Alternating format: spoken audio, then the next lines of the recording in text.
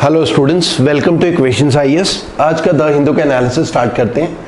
आज का एजेंडा हमारा जो है फ्रंट पेज की भी काफ़ी न्यूज़ है। एक इम्पॉर्टेंट न्यूज़ है ऑक्सफोर्ड वैक्सीन के बारे में, उसके अलावा पोस्टल बैलेट के बारे में न्यूज़ है, उसके अलावा ये एडिटोरियल है, ये भी एडिटोरियल है, ये भी एडिटोरियल है, लिंचिंग में भी एक एडिटोरियल आया है, बाकी ये न्यूज़ हैं।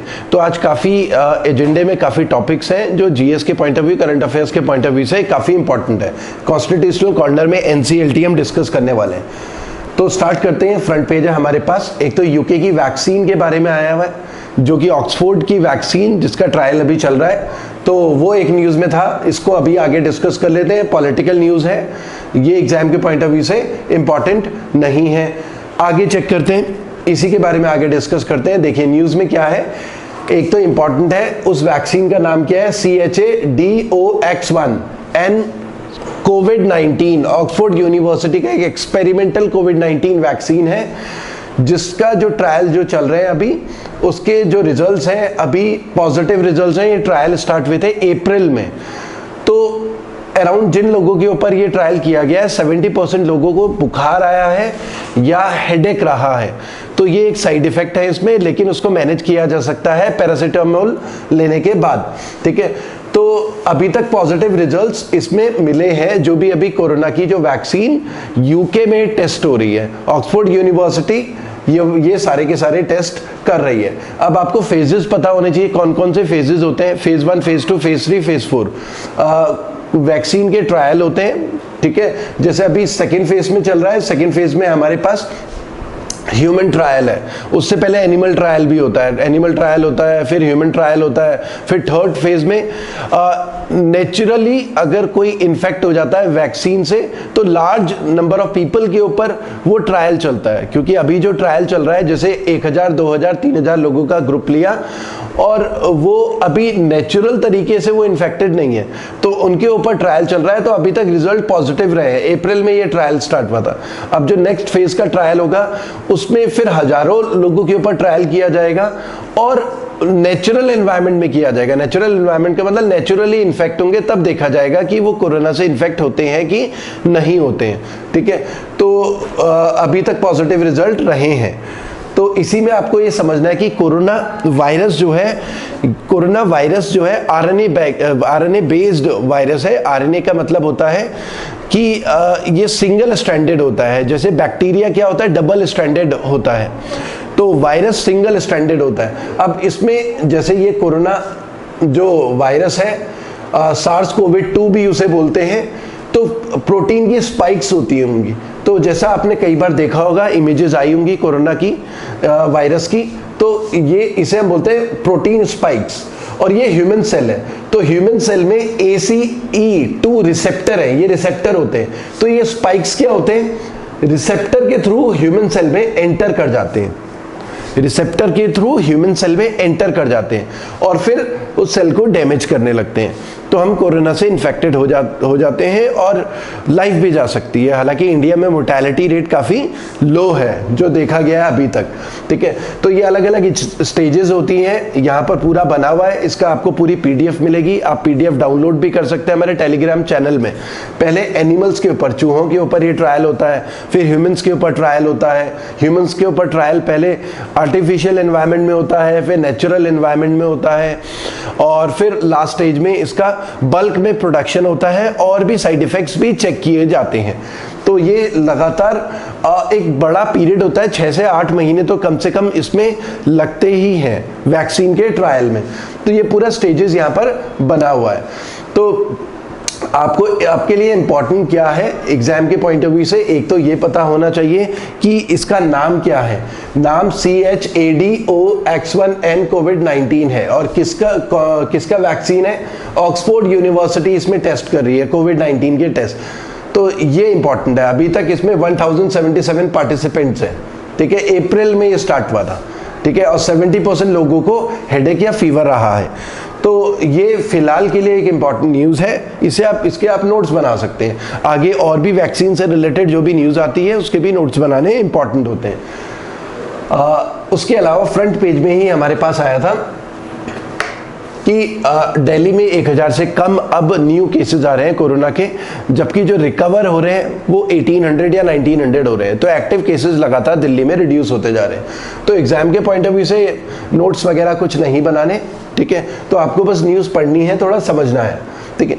उसके अलावा no postal ballot for above 65 due to logistics, ये पहले भी न्यूज़ में रहा था, क्योंकि बिहार में इस साल के आखिरी में विधानसभा के इलेक्शंस हैं और 65 से ज़्यादा के लोग जो हैं वो कोरोना से इन्फेक्ट हो सकते हैं, क्योंकि वो सॉफ्ट टारगेट होते हैं। वायरस उनको जल्दी, उनकी इम्यूनिटी वीक होती है, वायरस उनको जल्दी इन्फेक्ट कर सकता है।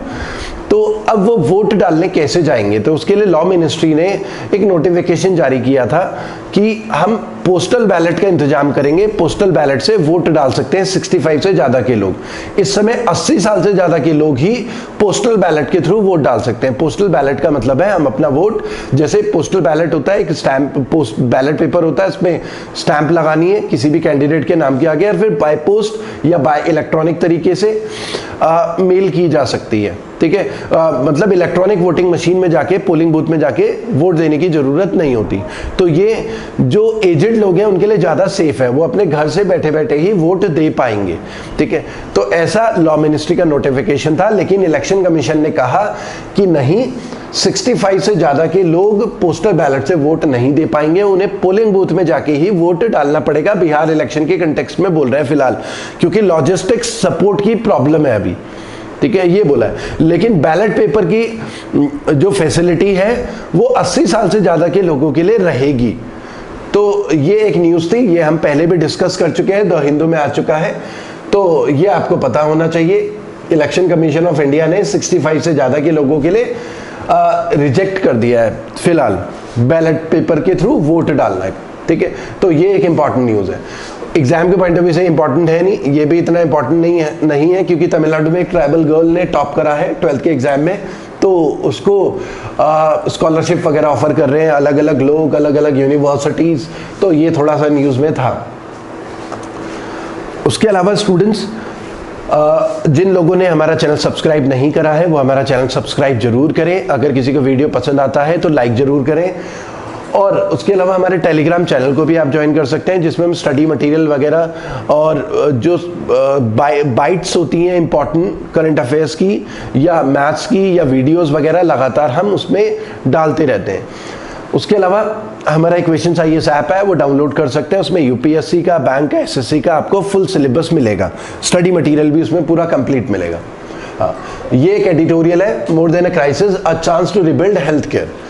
तो ये एक एडिटोरियल है, इसमें ऑथर बेसिकली क्या कहना चाह रहा है कि वैसे तो ये एक क्राइसिस है कोविड-19, लेकिन क्राइसिस से ज़्यादा इंपॉर्टेंट हमारे लिए एक अपॉर्चुनिटी है कि हम अपने हेल्थ केयर सेक्टर को इम्प्रूव कर सकें, हम आगे के लिए तैयार कर सकें कि कैसी भी बुरी से बुरी सिचुएशन हो तो हमारा हेल्थ केयर सेक्टर रिस्पॉन्स कर सके बेटर तरीके से। तो वही इस ऑथर ने इस आर्टिकल में बोला है, क्योंकि रिसेंटली 10 जुलाई को डायरेक्टर जनरल जो WHO के हैं, टेड्रोस एडनॉम, उनका कहना भी ये था कि जैसे मुंबई धारावी जो है एशिया का सबसे बड़ा स्लम है, वहाँ भी कोविड-19 कोरोना के केसेस मैनेज हो गए इजीली, तो वहाँ पर रिड्यूस हो रहे हैं एक्टिव केसेस, तो काफ़ी सक्सेसफुल रहा। तो यहाँ पर ऑथर यही कहना चाह रहा है कि जो नेशनल लेवल पे पूरा डेटा आ रहा है कि पूरे इंडिया में एक्टिव केसेस इतने हैं और फिर टोटल केसेस इतने हैं, रिकवर्ड इतने हैं, इतनी डेथ है, तो ओवरऑल देख रहे हैं। तो इतने मैक्रो लेवल पे देखने के बजाय ऑथर ये कह रहा है कि बजाय इंडिया के 733 डिस्ट्रिक्ट्स में माइक्रो लेवल पे स्टडी किया जाए और उसी के हिसाब से डिसीजंस लिया जाए और हेल्थ केयर को सपोर्टिव उसी के अकॉर्डिंगली बनाया जाए माइक्रो लेवल पे, तो वो ज़्यादा बेटर रहेगा, फ्यूचर के लिए ज़्यादा प्रिपेयर हो पाएंगे। तो बेसिकली ऑथर यहाँ पर ये कहना चाह रहा है कि मैक्रो लेवल में ना देखकर माइक्रो लेवल पे पूरी प्लानिंग करनी है। बॉटम अप अप्रोच मतलब लोगों को ग्राउंड लेवल से इन्वॉल्व करना जरूरी है, लोग खुद रिस्पॉन्सिव बने कोरोना जैसी बीमारी से लड़ने के लिए, ठीक है। सेंटर से एक यूनिटरी फीचर नहीं होना चाहिए कि सेंटर गवर्नमेंट ही सारी चीजें थोप रही है। तो ये सब ऑथर कहना चाह रहा है इस एडिटोरियल में। एडिटोरियल स्टूडेंट जरूर पढ़ें, एक तो आपकी रीडिंग हैबिट इंक्रीज होगी, ठीक है। रीडिंग लिटरेसी इंप्रूव होती है, उसके अलावा एनालिटिकल स्किल्स भी आपकी इंक्रीज होती है, और करंट अफेयर्स से रिलेटेड भी कई डेटा आपको कई बार इसमें मिल जाता है, जैसे फैक्ट्स वगैरह कि WHO का डायरेक्टर जनरल कौन है, ये सारी चीज़ें आप अलग से नोट डाउन कर सकते हैं, जो भी फैक्ट्स आपको एडिटोरियल में मिलते हैं। ठीक है, तो ये मैं पूरा PDF बनाया हुआ है, ये आप हमारे टेलीग्राम चैनल से डाउनलोड भी कर सकते हैं।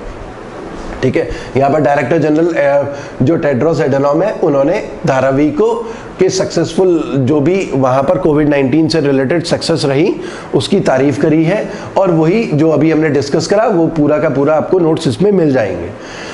उसके अलावा हमारे पास एक एडिटोरियल है डिसीजन स्कूल्स को खोलने को लेकर, एक एडिटोरियल है। तो अब स्कूल कब खुलेंगे, ये डिसीजन किस तरीके से लिया जा सकता है, एपिडेमियोलॉजी आपको समझना है। इंपॉर्टेंट ये है कि ये क्या चीज है। एपिडेमियोलॉजिस्ट भी होते हैं जो कि स्टडी करते हैं ये बीमारी रूरल एरिया, अर्बन एरिया में कहाँ कहाँ फैल रही है। वो एक प्रेडिक्शन भी करते हैं कि अगले 2 महीने में, 3 महीने में क्या चीज़ ओपन हो जाने की वजह से या लॉकडाउन की वजह से कितना हम रिस्ट्रिक्ट कर पाए कोविड-19 को।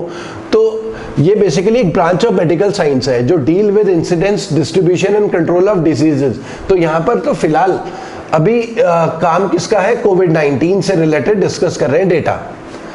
तो ये जो एविडेंसेस होंगे, ये जो डेटा मिलेगा सरकार को कि स्कूल खोलने की वजह से कितना स्पाइक हो सकता है कोरोना के केसेस में, उन सारी चीज़ों को डिटेल में स्टडी करके पूरा चार्ट बना के लाइन ग्राफ, बार ग्राफ के थ्रू समझ के उसी के अकॉर्डिंग डिसीजन लिया जाएगा स्कूल खोलें या कब खोल सकते हैं या नहीं खोल सकते हैं फिलहाल।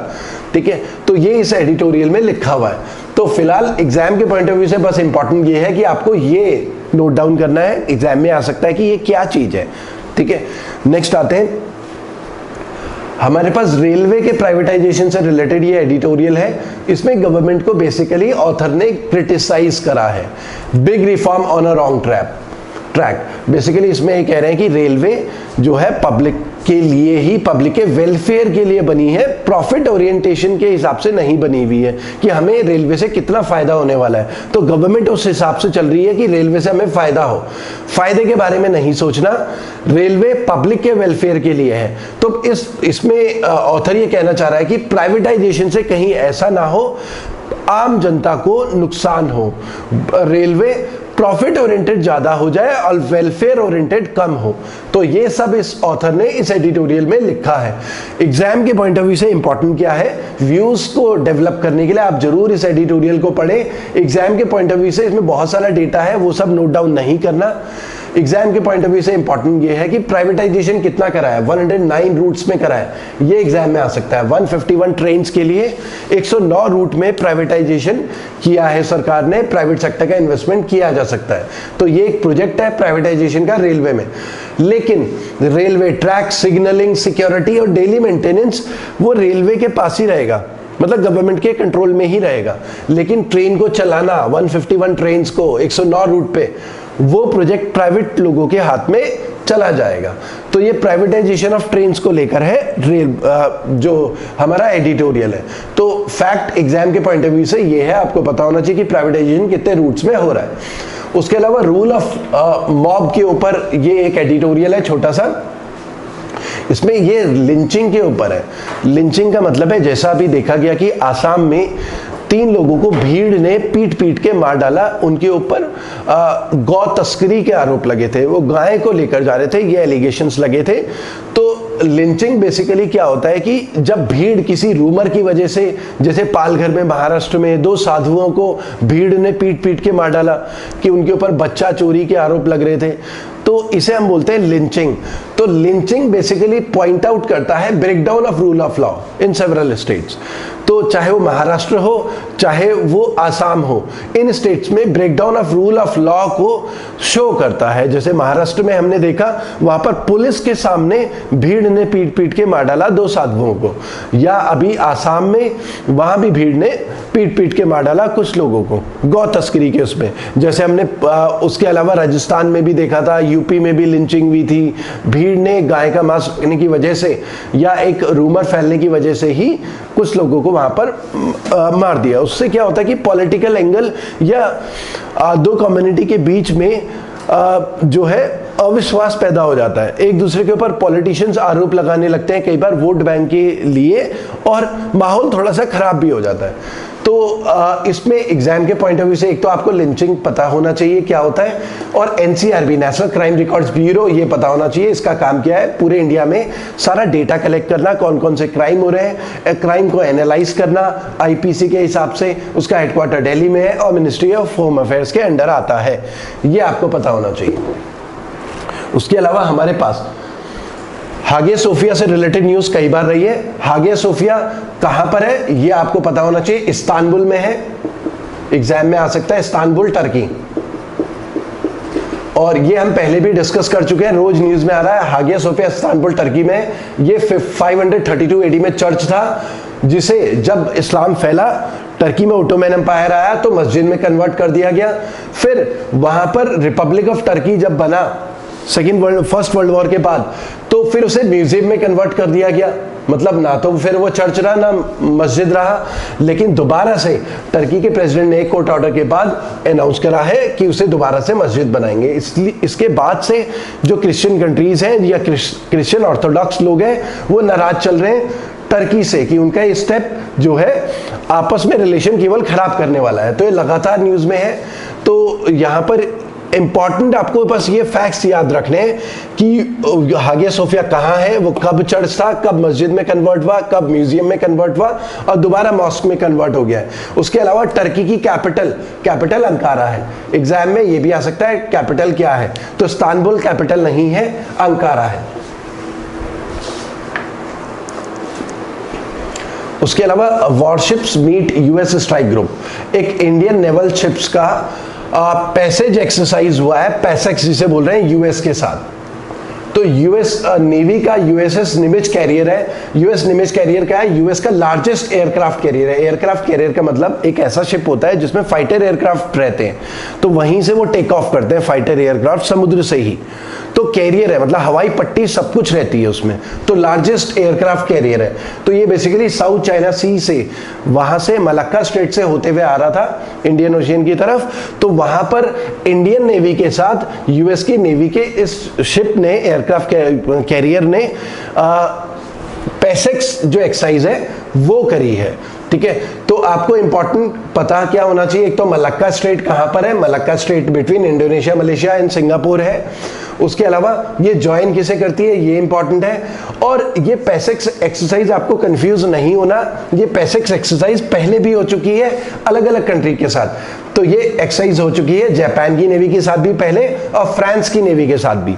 तो आपको पता होना चाहिए एक्सरसाइज पहले जापान की नेवी के साथ भी, फिर फ्रांस की नेवी के साथ भी, और अब यूएस नेवी के साथ हो रही है। तो एग्जाम में अगर आता है तो इन सब के साथ ये पैसेक्स एक्सरसाइज हो चुकी है। ठीक है, तो ये एक न्यूज में था इंपॉर्टेंट एग्जाम के पॉइंट ऑफ व्यू से। उसके अलावा यूके ने सस्पेंड करा extradition treaty with Hong Kong. Hong Kong आपको पता होगा चाइना का पार्ट है, और उससे पहले हांगकांग में क्या था, 1 कंट्री 2 सिस्टम, मतलब चाइना के अंदर ही हांगकांग आता है। तो 1 कंट्री 2 सिस्टम मतलब मेनलैंड चाइना के लिए तो अलग रूल था, अलग लॉ थे, और हांगकांग के लिए अलग लॉ थे, दोनों के लिए सेपरेट लॉ थे। अब चाइना ने क्या करा, नेशनल सिक्योरिटी लॉ में हांगकांग को भी इंक्लूड कर दिया है। मतलब हांगकांग में कोई क्राइम होता है तो यहां से लोगों को अरेस्ट करके मेनलैंड चाइना ले जाया जा सकता है। लेकिन पहले क्या था, हांगकांग क्योंकि 1997 से पहले ब्रिटिश कॉलोनी रहा है, यहाँ पर ब्रिटिशर्स रूल करते थे, ये ज्यादा लिबरल है, यहाँ पर कैपिटलिस्ट स्टेट है ये एक तरीके से, और ये क्या कंजर्वेटिव है, कम्युनिस्ट यहाँ पर रूल कर रहे हैं। तो चाइना के जो नया सिक्योरिटी लॉ है उसमें हांगकांग के लोगों को अरेस्ट करके यहाँ पर ले जाया जा सकता है। तो हांगकांग के लोग प्रोटेस्ट कर रहे थे कि इसके थ्रू हमें परेशान करने वाला है मेनलैंड चाइना।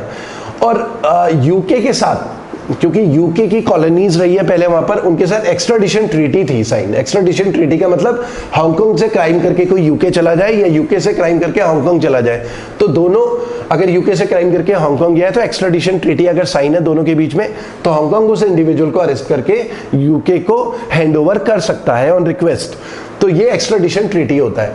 तो इनके बीच में जो एक्स्ट्राडिशन ट्रीटी थी, यूके ने उसे सस्पेंड कर दिया, खत्म कर दिया कि अगर हम देखिए किसी को क्रिमिनल को यहाँ पर हैंडओवर करते हैं तो उसका नेशनल सिक्योरिटी लॉ का मिसयूज कर सकता है चाइना, उसको मेनलैंड चाइना में ले जा लेंगे, क्योंकि अब वन कंट्री टू सिस्टम वाला चक्कर खत्म कर रहा है चाइना, नेशनल सिक्योरिटी लॉ पास किया है। तो इस वजह से यूके, क्योंकि इसके अगेंस्ट था चाइना के वन कंट्री टू सिस्टम के अगेंस्ट, तो इस वजह से सस्पेंड कर दी गई ये ट्रीटी हांगकांग के साथ। तो आपको ये पूरी हिस्ट्री पता होनी चाहिए। इसका हमारा एक वीडियो भी है जिसमें हमने चाइना हांगकांग रिलेशन को डिस्कस करा है।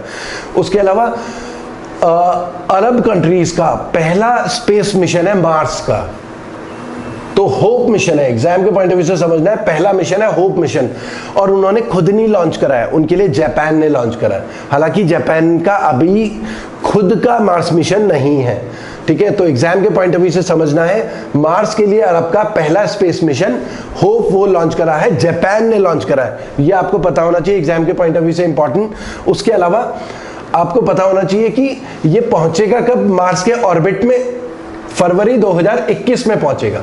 उसके अलावा यह पता होना चाहिए कि इससे पहले यूएस भी भेज चुका है मार्स और इंडिया भी भेज चुका है मार्स मिशन। तो मार्स मिशन हमारा था 2013 में, इंडिया का मार्स मिशन, मार्स ऑर्बिटा मिशन। उसके अलावा यूरोपियन स्पेस एजेंसी और यूएसएसआर, अब वो रशिया है, ठीक है। तो अब हम बोल सकते हैं 4 कंट्रीज पहले से है, 5वां अरब वर्ल्ड होगा जिसके लिए जापान ने लॉन्च करा है। उसके अलावा कॉन्स्टिट्यूशनल कॉर्नर में हमारे पास क्या दिया है, कॉन्स्टिट्यूशनल कॉर्नर में एनसीएलटी से रिलेटेड न्यूज है।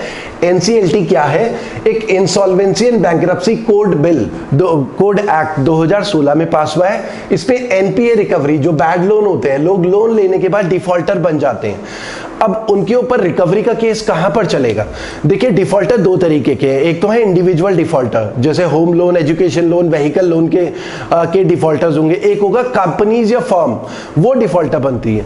तो अगर इंडिविजुअल लेवल के जो डिफॉल्टर्स होते हैं, home loan, education loan, vehicle loan के डिफॉल्टर, उनसे रिकवरी का केस होगा डीआरटी में, डेब्ट रिकवरी ट्राइब्यूनल में, इस एक्ट के हिसाब से। और जो कंपनीज या फर्म होगा उनके अगेंस्ट रिकवरी का केस चलेगा नेशनल कंपनी लॉ ट्राइब्यूनल में। और नेशनल कंपनी लॉ ट्राइब्यूनल को रेगुलेट करता है रेगुलेटेड बाय कंपनीज एक्ट, और DRT is regulated by SARFAESI act. SARFAESI act क्या है, it empowers bank to recover their NPA without intervention of courts and tribunal. तो SARFAESI act bank को empower करता है कि वो अपने कस्टमर से जो डिफॉल्टर बन चुके हैं उनसे रिकवरी कर सके, ठीक है। उसके अलावा रजिस्ट्रार ऑफ कंपनी के बारे में न्यूज है। Registrar of company ministry of corporate affairs के अंडर आता है और जो कि एडमिनिस्टर किया जाता है under companies act 1956 and companies act 2015। कोई भी कंपनी जो है वो रजिस्टर होती है, पहले 1956 का एक्ट आया था, अब नया एक्ट आया है कंपनीज एक्ट, यहां पर रजिस्टर होती है आरओसी में, रजिस्टर ऑफ कंपनीज में, ठीक है। तो इंपॉर्टेंट क्या है आपको ये पता होना चाहिए, लोन की रिकवरी जो है 2 तरीके के लोग हैं, इंडिविजुअल कस्टमर और कंपनीज। इंडिविजुअल कस्टमर के लिए डीआरटी है और कंपनी या फर्म के लिए एनसीएलटी होता है। तो ये आपको इंपॉर्टेंट पता होना चाहिए, इनकी फुल फॉर्म भी पता होनी चाहिए और आरओसी के बारे में थोड़ा पता होना चाहिए, एग्जाम में आ सकता है।